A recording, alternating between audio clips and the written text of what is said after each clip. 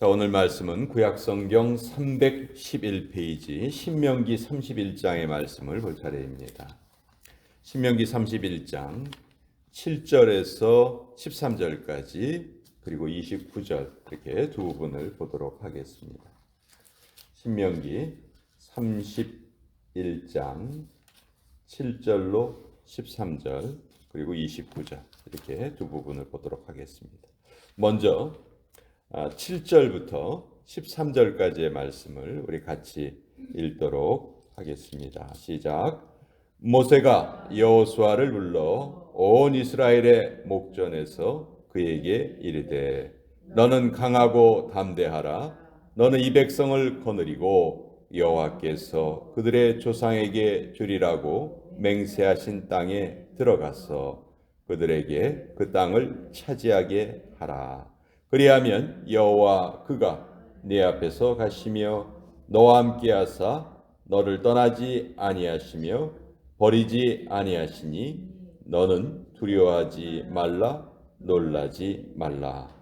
또 모세가 이 율법을 써서 여호와의 언약궤를 매는 레위 자손 제사장들과 이스라엘 모든 장로에게 주고 모세가 그들에게 명령하여 이르기를 매 7년 끝에 곧 면제년의 초막절에 온 이스라엘이 네 하나님 여호와 앞 그가 택하신 곳에 모일 때 이 율법을 낭독하여 온 이스라엘에게 듣게 할지니 곧 백성의 남녀와 어린이와 네 성읍 안에 거류하는 타국인을 모으고 그들에게 듣고 배우고 네 하나님 여호와를 경외하며 이 율법의 모든 말씀을 지켜 행하게 하고 또 너희가 요단을 건너가서 차지할 땅에 거주할 동안에 이 말씀을 알지 못하는 그들의 자녀에게 듣고 내 하나님 여호와 경외하기를 배우게 할지니라.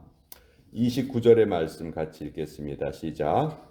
내가 알거니와 내가 죽은 후에 너희가 스스로 부패하여 내가 너희에게 명령한 길을 떠나 여호와의 목전에 악을 행하여 너희의 손으로 하는 일로 그를 경노하게 하므로 너희가 후일에 재앙을 당하리라 하니라.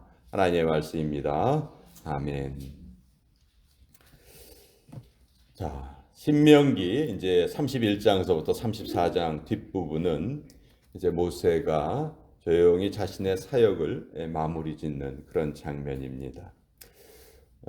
모세는 우리가 너무도 잘 알다시피 이스라엘 백성들을 애굽에서 이끌어내어서 가나안 땅으로 이렇게 가나안 땅으로 가는 그 귀한 너무도 힘들고 또 어려운 그런 사역을 감당을 했죠.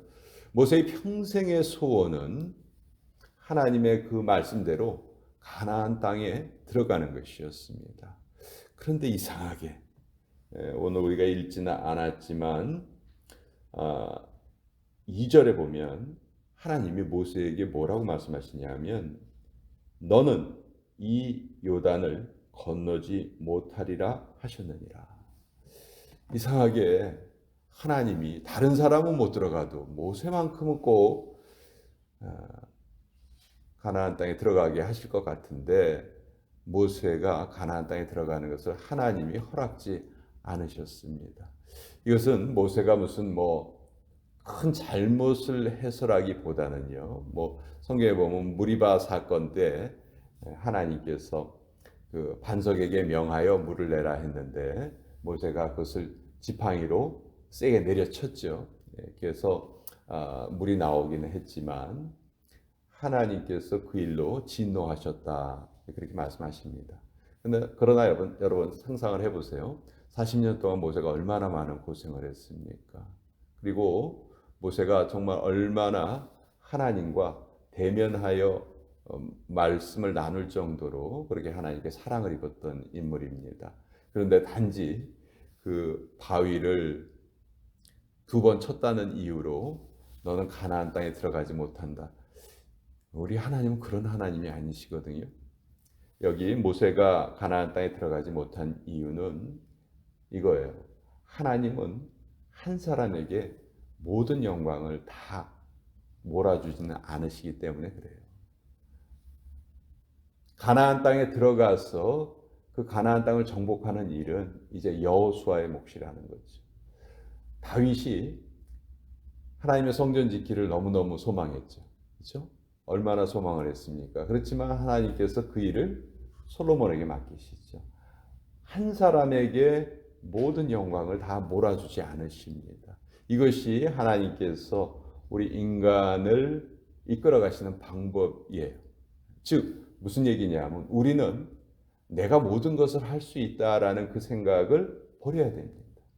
인간은 늘 함께 일을 하고 함께 연합해서 살아가는 존재다. 그렇기 때문에 한 사람에게 모든 것을 다 몰아주지 않으신다는 거예요. 그래서 모세가 가나안 땅에 들어가지 못했던 거지 다른 이유가 있어서 못 들어갔던 것은 아니라는 것이죠. 자, 이제 모세는 그 뜻을 잘 깨닫습니다. 그래서 자기 이후에 자기를 대신해서 가나안 땅에 들어갈 한 인물을 선정을 해서 그에게 자기의 지도자의 권위를 다 물려줘요. 그 사람이 바로 자기의 종이었던 자기의 수종자였던 여호수아죠. 그래서 많은 사람들이 여호수아가 누구인지는 알고 있었어요. 여호수아는 모세의 수종자이기도 했고 광야에서 무슨 전쟁을 하거나 할 때는 늘 앞장서서 이스라엘 백성들을 이끌었던 인물이에요. 그렇지만 모세에게 공식적으로 모세의 후계자로 위임받지는 못했어요. 그래서 모세가 이제 그것을 행합니다. 그래서 7절에 보면 모세가 여호수아를 불러 온 이스라엘의 목전에서 그에게 이르되, 온 이스라엘 백성들이 보는 앞에서 모세가 여호수아에게 너는 이 백성을 이끌고 가나안 땅에 들어가라. 거기에서 이들에게 땅을 나누어 주어라.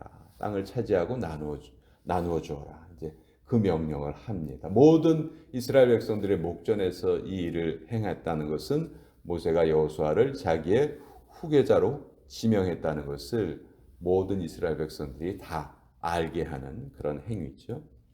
자, 그러면서 자기가 하나님께 받았던 그 말씀을 그대로 전합니다. 너는 강하고 담대하라. 그리하면 여호와가 네 앞에서 가실 것이고 너와 함께 하실 것이고 너를 떠나지 않으시고 너를 버리지 않으실 것이다. 너는 두려워하지 말라, 놀라지 말라. 이 말로 이제 자기의 모든 권위를 여호수아에게 위앙을 합니다. 그리고 이제 모세가 마지막 부탁을 하는데 9절의 말씀이에요. 모세가 이 율법을 써서 이제 전해주는데 여기에 나오는 이제 율법, 보통 우리가 이제 율법이라고 말하면 레위기를 뜻하는데요. 레위기 안에는 세 가지 법이 있어요.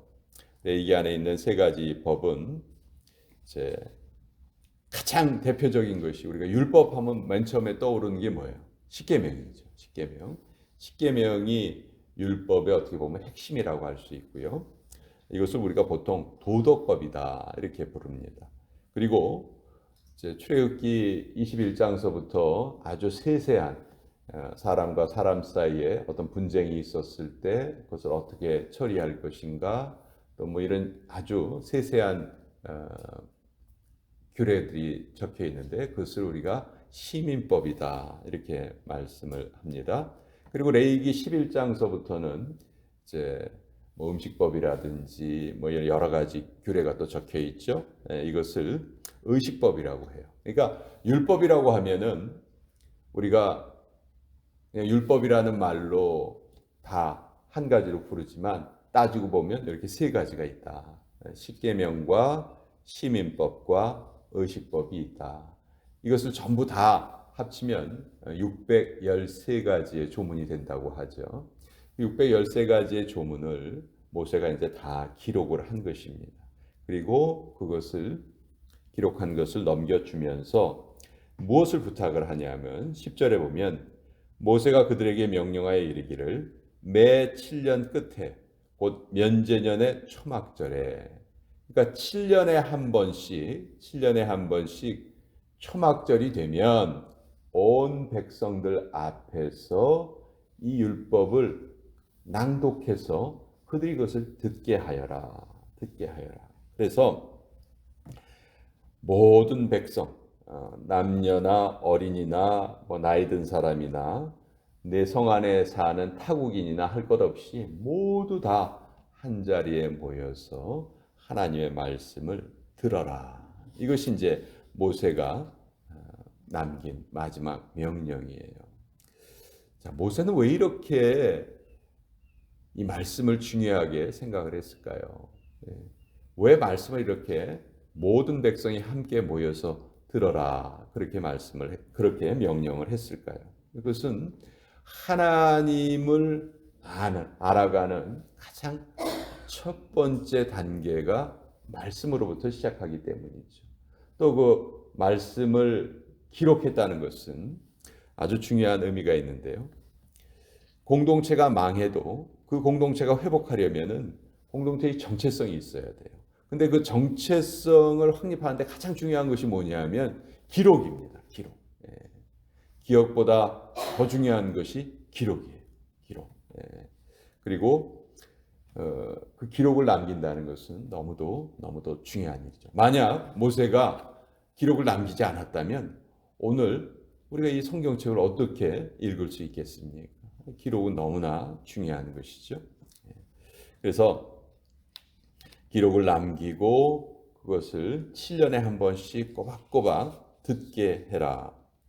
그리고 듣는 것에서 그치지 않고 그것을 배우고 지켜라. 그리고 또 마지막 사명은 너희 후손들에게 가르쳐라. 너만 알고 거기에서 끝나는 것이 아니고 너희 후손에게 꼭 가르쳐라. 이것이 너희의 책임이다. 이것을 정확하게 알려주셨어요. 오늘 우리가 하나님의 말씀을 배우고 또 가르치고 그것을 열심히 지키려 하고 또 우리뿐만이 아니고 우리 후손에게도 그 말씀을 계속 가르치는 이것이 하나님의 명령을 그대로 실천하는 일이라는 것을 알게 되는 것이죠. 광야 생활 40년 동안 하나님께서 얼마나 우리를 잘 지켜주셨는가. 또 우리가 하나님의 그 말씀 그대로 지금 살아가고 있는가. 이것을 백성들에게 끊임없이 돌아보게 하시는 그런 장치죠. 그러니까 우리도 하나님의 말씀을 늘 가까이 해야 한다는 것을 이 말씀을 통해서도 알 수가 있습니다. 자, 이렇게 잘 가르쳤고요. 또 이것에 그치지 않고 혹시 또 너희들이 이 말씀을 또 잘 지키지 않을 수도 있으니 모세는 뭐라고 얘기를 하냐면 이제 너희가 내가 한 이 명령을 또 내가 한 이 율법을 노래로 만들어라. 노래로 만들어서 그 노래를 부르게 하라. 우리가 그 어떤 것이 마음속에 잘 기억되기 위해서는 노래를 부르면 참 그렇게 잘 기억이 되죠. 똑같은 명령을 19절에 보시면요. 그러므로 이제 너희는 이 노래를 써서 이스라엘 자손들에게 가르쳐 그들의 입으로 부르게 하여 이 노래로 나를 위하여 이스라엘 자손들에게 증거가 되게 하라. 하나님의 말씀을 가장 쉽게 전할 수 있게 하기 위해서 노래를 지어서 그 노래를 가르쳐라. 그 노래를 계속 부르면서 그 노래의 가사를 잊지 않게 하라. 이런 명령까지 줍니다. 자, 그런데 이렇게 명령을 함에도 불구하고 29절의 내용은 너무너무 참 어떻게 보면 어두운 내용이죠. 내가 알거니와 내가 죽은 후에 너희가 스스로 부패하여 내가 너희에게 명령한 길을 떠나 여호와의 목전에 악을 행하여 너희의 손으로 하는 일로 그를 경노하게 함으로 너희가 후일에 재앙을 당하리라 하니라. 모세는 이렇게 귀한 명령을 내리고 맨 마지막에는 이상하게 이렇게 어두운 예언을 합니다. 이것을 우리가 보통 성경에서 선지자적 비관주의라고 말하는데 상당히 선지자들이 하는 말을 들어보면 비관적이에요. 너희가 하나님의 말씀을 제대로 잘 지키지 않을 것이다. 그래서 벌을 받을 것이다. 이런 표현이 많이 나와요. 예수님께서도 그러셨어요.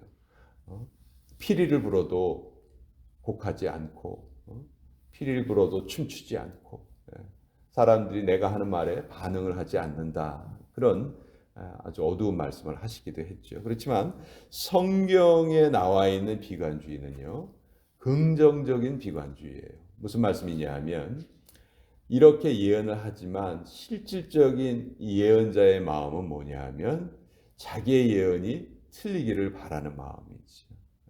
너희가 이렇게 하나님이 명령을 주셨음에도 불구하고 우리의 본성이 악하여서 우리가 이 명령을 지키지 않을 수도 있지만 그럼에도 불구하고 하나님께서 우리를 긍휼히 여겨주시기를 바란다 하는 그런 소망의 마음이 마음속에 그 명령 속에 담겨져 있는 거예요. 그래서 성경에 나와 있는 이 비관적인 메시지는 결코 그 비관으로 끝나는 것이 아니고 오히려 긍정을 품고 있는 말씀이다. 그래서 이 모세가 이제 이렇게 마지막 자기의 삶을 정리합니다. 모세의 삶은 정말 이스라엘 백성들을 위해서 헌신했던 삶이고요. 그래서 아직도 모든 이스라엘 백성들이 가장 존경하는 인물 한 사람을 뽑아라 하면은 다윗이 아니고 모세를 꼽는다고 하죠. 모세야말로 자기 민족의 정체성을 확립시켜준 인물이다 하는 것을 너무도 잘 알고 있습니다. 자, 모세가 남긴 마지막 명령, 하나님의 말씀을 기록하라, 들으라, 배우라, 지키라, 그리고 후손들에게 가르치라. 오늘 우리가 교회에서 행해야 되는 가장 중요한 사역이죠. 바로 이 사역이 또 오늘날도 우리에게 지켜져야 되고 또 우리의 후손들에게도 이것이 그대로 지켜져야 됩니다. 그것을 위해서 우리가 오늘을 살아가고 있는 것이고 또 비록 우리가 하나님의 말씀을 제대로 잘 지키지 못하는 적이 있기는 하지만 그것으로 인해서 결코 낙심할 필요가 없다. 하나님께서 반드시 하나님이 택하신 자를 이끌어 가신다. 이것이 우리 장로교의 핵심 교리이기도 하죠. 하나님이 우리 성도들을 이끌어 가신다, 견인하신다 하는 그런 말씀입니다. 자, 오늘 이 말씀도 우리 같이 나눠 보았고요.